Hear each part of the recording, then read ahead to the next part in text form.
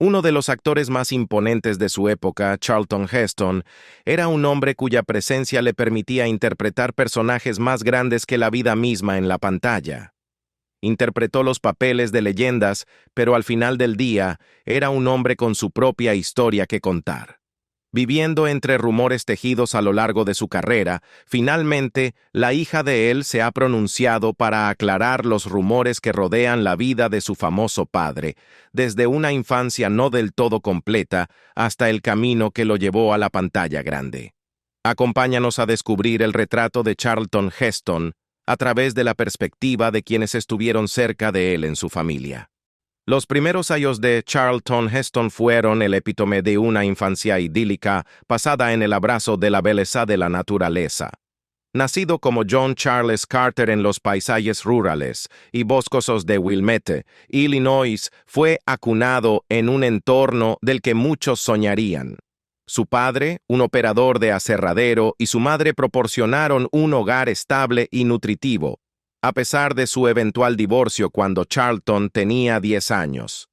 El joven Heston encontró consuelo y aventura en la naturaleza, un fuerte contraste con la bulliciosa vida de Hollywood que lideraría más tarde. Este inicio sereno sentó las bases para un hombre que se convertiría en un ícono no solo por sus roles en la pantalla, sino por su presencia imponente que parecía eco de la grandeza del mundo natural que una vez recorrió libremente como niño.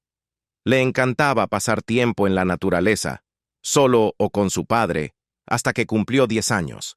Entonces su vida cambió abruptamente. Sus padres se divorciaron cuando él tenía 10 años. John Charles Carter nació el 4 de octubre de 1923 en el condado de Cook, Illinois, hijo de Lila y Russell Whitford Carter, un operador de aserradero. Su autobiografía afirma que nació en Wilmette, Illinois, aunque la mayoría de las fuentes indican que nació en el adyacente Evanston, Illinois. Su certificado de nacimiento, registrado cuando tenía 11 días de edad, indica su nombre como Charlton Carter, y dice que nació en Evanston. Heston dijo en una entrevista de 1995 que no era muy bueno recordando direcciones o su infancia temprana. Heston era parcialmente de ascendencia escocesa, incluida la del clan Fraser, pero la mayoría de su ascendencia era inglesa. Sus primeros ancestros coloniales llegaron a América desde Inglaterra en el siglo XVII. Sus bisabuelos maternos y homónimos eran el inglés William Charlton, de Sunderland, y la escocesa Mary Drysdale Charlton. Emigraron a Canadá, donde nació su abuela, Marian Emily Charlton, en 1872. En su autobiografía, Heston se refiere a su padre participando en el negocio de construcción de su familia. Cuando Heston era un bebé, el trabajo de su padre llevó a la familia a St. Helens, Michigan. Era una parte rural y muy boscosa del estado, y Heston vivió una existencia aislada pero idílica, pasando mucho tiempo cazando y pescando en los bosques de la zona. Cuando tenía 10 años, los padres de Heston se divorciaron y su madre volvió a casarse, dándole a su hijo un nuevo nombre y apellido. Como suele ser para muchos niños, el divorcio de sus padres fue un trauma que afectó al actor por el resto de su vida. Heston y sus 2 hermanos adoptaron el apellido del nuevo esposo de su madre. Los 3 niños asistieron a la escuela secundaria New Trier, que también sería la escuela secundaria para las estrellas de cine Rock Hudson y Anne Margaret. Recordaba su vida allí. Todos los niños juegan a juegos de Pretender, pero yo lo hacía más que la mayoría. Incluso cuando nos mudamos a Chicago, yo era más o menos un solitario. Vivíamos en un suburbio del North Shore, donde yo era un campesino delgado del bosque, y todos los demás niños parecían ser ricos y saber sobre chicas. Las contradicciones en papel y en una entrevista rodean cuándo Charlton se convirtió en el primer nombre de Heston. Su certificado de nacimiento enumera su nombre como Charlton Carter, y el registro del Censo de los Estados Unidos de 1930 para Richfield, Michigan, en el condado de Roscommon, muestra su nombre como Charlton G. Carter a los 6 años de edad. Relatos posteriores y biografías de los estudios cinematográficos dicen que nació como John Charles Carter. Cuando Russell Carter murió en 1966, el hermano y la hermana de Charlton cambiaron su apellido de Carter a Heston al año siguiente. Charlton no lo hizo. Charlton era el apellido de soltera de su abuela materna Marian, no el de su madre Lila. Esto es contrario a lo que leía en las referencias del siglo XX y a lo que Heston decía. Cuando la abuela materna de Heston y su verdadero abuelo materno, Charles Baines, se separaron o divorciaron a principios de 1900. Marian Baines se casó con William Henry Lawton en 1907. La madre de Charlton Heston, Lila, y su hermana May fueron adoptadas por su abuelo y cambiaron su apellido a Charlton para distanciarse de su padre biológico, el señor Baines, que era una figura paterna indeseable. Los Carter se divorciaron en 1933 y Lila Carter se casó con Chester Heston. La recién casada señora Heston prefería que sus hijos usaran el mismo apellido que ella. Así fue como Charlton Heston apareció en su primera película con su hermano menor Alan Carter, una adaptación de Peer Gynt de Henrik Ibsen. Su apodo siempre fue Chuck. Educación. Heston a menudo contaba que mientras crecía en el norte de Michigan, en una zona escasamente poblada, a menudo deambulaba por el bosque, interpretando personajes de libros que había leído. Más tarde, en la escuela secundaria, se inscribió en el programa de teatro de New Trier, interpretando el papel principal en la adaptación amateur en película muda de 16 mm de Peer Gynt, de la obra de Ibsen, realizada por el futuro activista cinematográfico David Bradley y estrenada en 1941. A través del teatro comunitario de Winnetka o del gremio de dramaturgos de Winnetka, como se conocía entonces, donde fue activo, obtuvo una beca de teatro para la Universidad Northwestern. Asistió a la universidad de 1941 a 1943 y entre sus profesores de actuación estaba Alvina Krauss. Varios años después, Heston se unió a Bradley para producir la primera versión sonora de Julio César de William Shakespeare, en la que Heston interpretó a Marco Antonio. La transición de Charlton Heston de la infancia a la adultez se aceleró por las circunstancias de la vida. Después de que sus padres se divorciaran cuando tenía 10 años, el futuro astro tuvo que adaptarse a una nueva realidad. Su madre se volvió a casar y el apellido familiar cambió a Heston, el apellido de soltera de su abuela materna. El joven Heston, que había pasado sus primeros años en la serenidad del norte de Michigan, se encontró asumiendo más responsabilidades y madurando más rápido que muchos de sus compañeros. Este temprano empuje hacia la adultez puede haber contribuido a la resistencia y determinación que luego definieron su ilustre carrera como actor. Pasó de la universidad a la guerra y luego a Hollywood. Heston comenzó a actuar en obras de teatro en la escuela secundaria, según The Weekly Standard, lo que le valió una beca parcial para la Universidad Northwestern, donde conoció a su futura esposa, Lydia Clark. Sin embargo, después de que estallara la Segunda Guerra Mundial, Heston se enlistó en la Fuerza Aérea del Ejército en 1944, según The Vintage News. Heston fue destinado a las Islas Aleutianas y como operador de radio y artillero aéreo, voló varias misiones en B-52, aunque no participó en combates reales. Heston sirvió durante 2 años, luego regresó a casa y se casó con Lydia, una asociación que duraría hasta su muerte en 2008. Lydia también era actriz, y los recién casados se mudaron a la ciudad de Nueva York, escribe The Independent, donde ambos fueron modelos, además de actuar en diversas presentaciones teatrales en todo el país. El desarrollo de la televisión llevó a algunas de las primeras grandes oportunidades de Heston donde los actores de teatro asumieron roles shakespearianos para varios especiales de televisión. Después de conseguir el papel de Proculeo en Antonio y Cleopatra en Broadway, Heston fue elegido como Marco Antonio en una versión televisada de Julio César, su primer papel en televisión, que lo llevó a su notable actuación en el mismo papel en la película de 1950. Esa actuación llamó la atención del director Hal Wallis, quien lo eligió como protagonista en Dark City. La película recibió malas críticas, pero los críticos elogiaron el trabajo de Heston. Él no estaba de acuerdo con la homosexualidad. El director de Ben-Hur lo acusó de hacer afirmaciones extravagantes sobre la autoría de un guión de película en el que él no participó. Es evidente que Vidal ha disfrutado irritando a Heston. En la actualidad, el actor, amigo cercano del expresidente Ronald Reagan, más conocido como portavoz público de la Asociación Nacional del Rifle, en la convención de la NRA de abril, donde el tema era llegar a los jóvenes, se mostraron imágenes de Heston en 2 enormes pantallas de video, intercaladas con una procesión de jóvenes. La nueva generación de estadounidenses propietarios de armas. No puede haber una antorcha que pasar donde no hay llama, entonó. Si bien Heston fue una de las estrellas más grandes de la década de 1950, no parece ser recordado con gran cariño.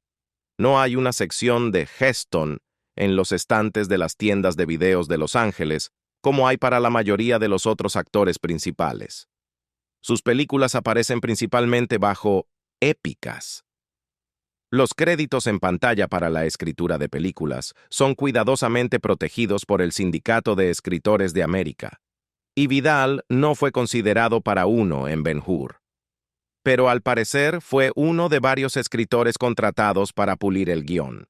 Entrevistado para el documental El armario de Celluloid, dijo que persuadió al director para animar la relación entre Ben-Hur y su rival romano, Marsala, con una escena donde Marsala, interpretado por Stephen Boyd, lanza miradas de deseo a Heston mientras toman vino.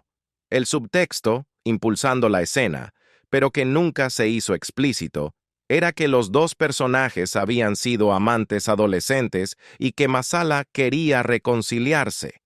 Eso se explicó a Boyd, pero se mantuvo en secreto para Heston, quien se habría desmoronado.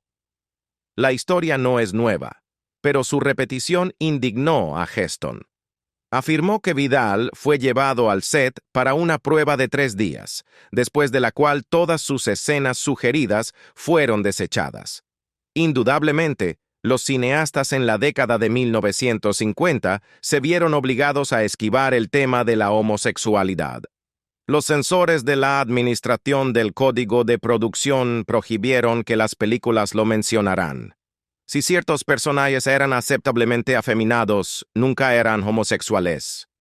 Mientras Heston ha llamado a la paz, puede que no sea precisamente la última ronda. Él le lanzó otro golpe a Vidal al aconsejarle, en palabras de su amigo, el señor Reagan, que los hechos son cosas obstinadas. Parece improbable que el señor Vidal deje pasar eso sin un último estallido de repartee. Lo que hace que Ben-Hur sea único es que su subtexto aparece en el diálogo, lo que permite una consideración sincera por parte del espectador. En la mayoría de los peplums, el subtexto homoerótico es visual, lo que es más obvio pero también más fácil de descartar, explica Cornelius a Icon. Lo que realmente distingue al peplum es que el tema central de estas películas es la forma masculina, continúa Cornelius. El cuerpo masculino está en exhibición. Otros géneros están interesados en explorar la masculinidad, pero el cine romano ha surgido como un estudio de lo masculino, y en particular, la forma masculina. Pero el interés del público gay en las películas romanas va más allá del doble sentido o de la estética sexualizada. También son historias épicas de justicia social.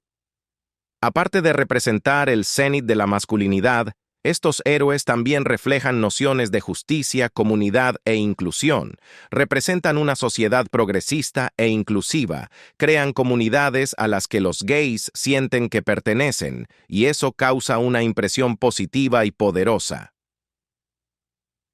Él se oponía a la injusticia, pero nadie le cree.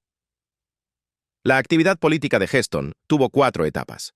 En la primera etapa, de 1955 a 1961, respaldó a candidatos liberales demócratas para presidente y se unió a peticiones en favor de causas políticas liberales. Desde 1961 hasta 1972, La segunda etapa, continuó respaldando a candidatos demócratas para presidente. Yendo más allá de Hollywood, se hizo visible a nivel nacional en 1963, en apoyo a la Ley de Derechos Civiles de 1964.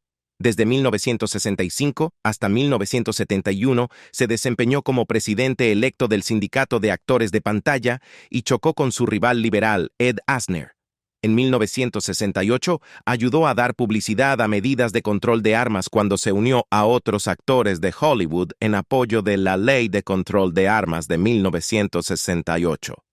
La tercera etapa comenzó en 1972.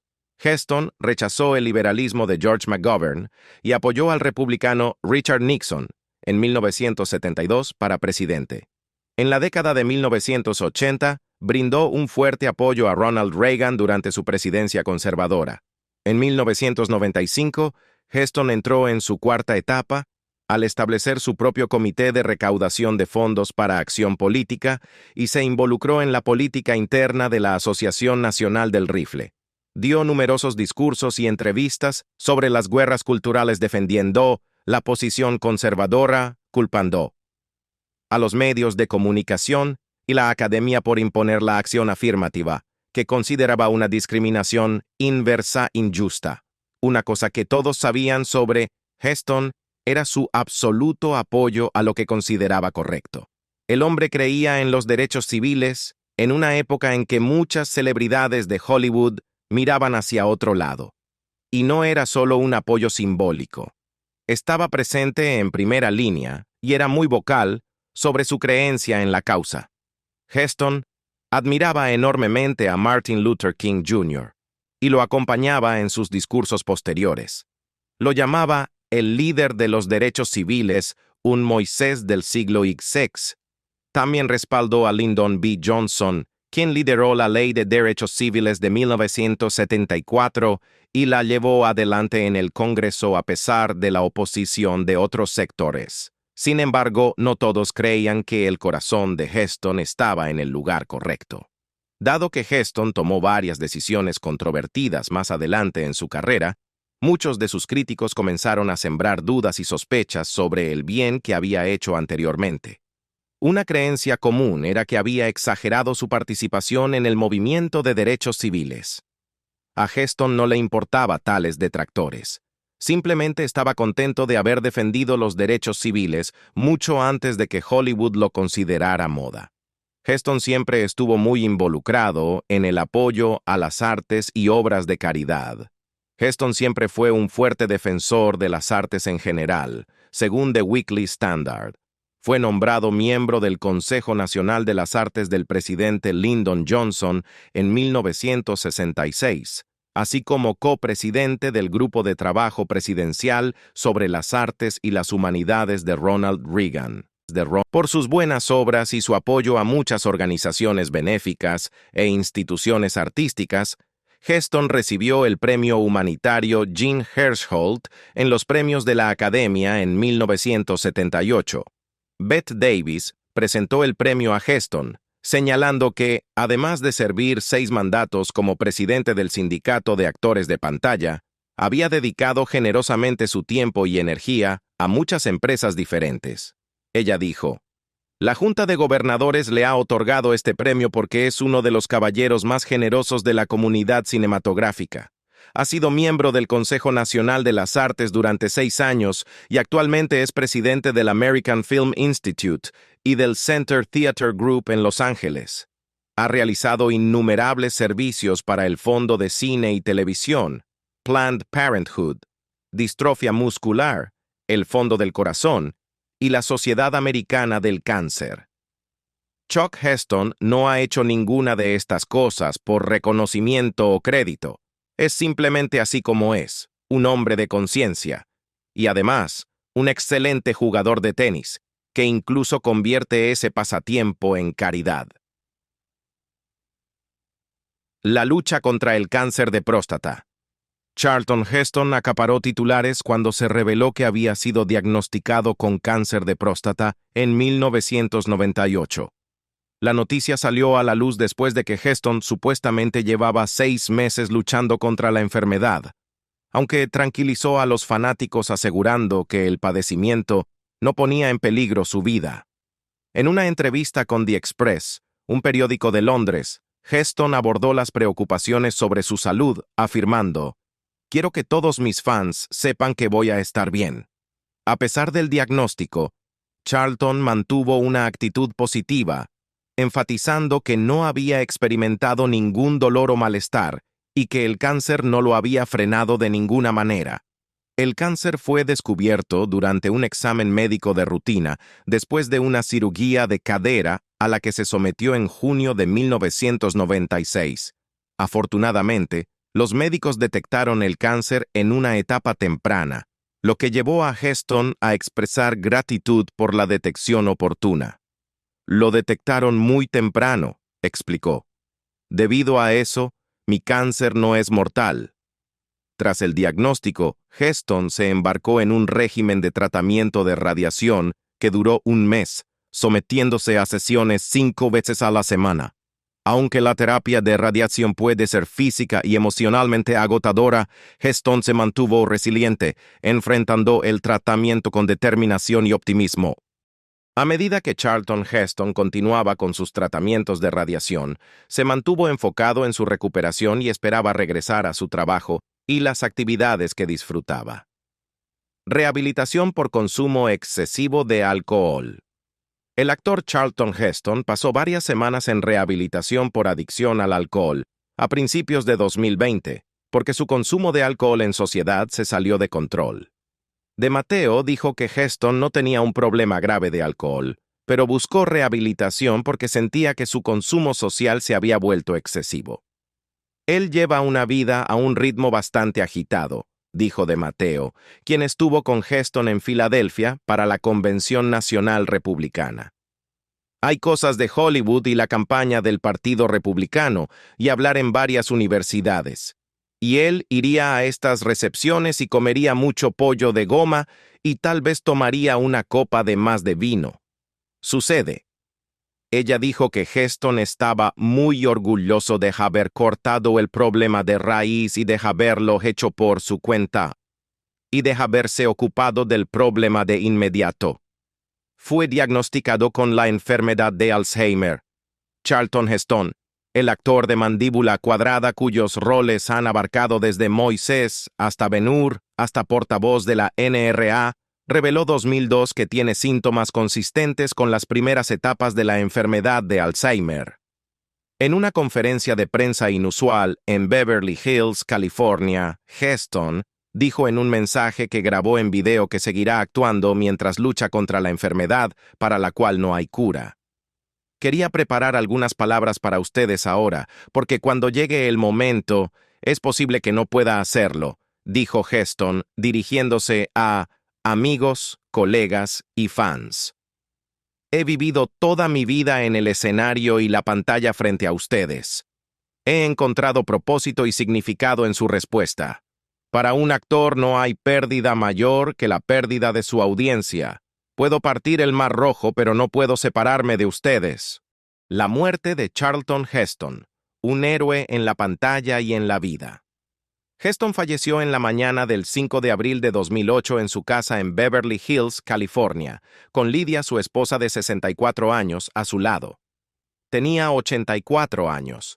Heston también dejó sobrevivientes a su hijo, Fraser Clark Heston, y su hija, Holly Ann Heston. La causa de su muerte no fue revelada por la familia. Un mes después, los medios de comunicación informaron que su muerte fue debido a una neumonía. Los primeros homenajes llegaron de figuras destacadas. El presidente George W. Bush llamó a Heston un hombre de carácter e integridad, con un gran corazón, sirvió a su país durante la Segunda Guerra Mundial, marchó en el movimiento por los derechos civiles, lideró un sindicato y defendió vigorosamente los derechos de la Segunda Enmienda de los estadounidenses. La ex primera dama Nancy Reagan dijo que estaba desconsolada por la muerte de Heston y emitió una declaración que decía: «Nunca olvidaré a Chuck como un héroe en la gran pantalla en los roles que interpretó, pero más importante aún, Lo consideré un héroe en la vida por las muchas veces que apoyó a Ronnie en todo lo que hacía. Así que eso es todo por el video de hoy. No olviden darle like y suscribirse. Nos vemos en nuestro próximo episodio.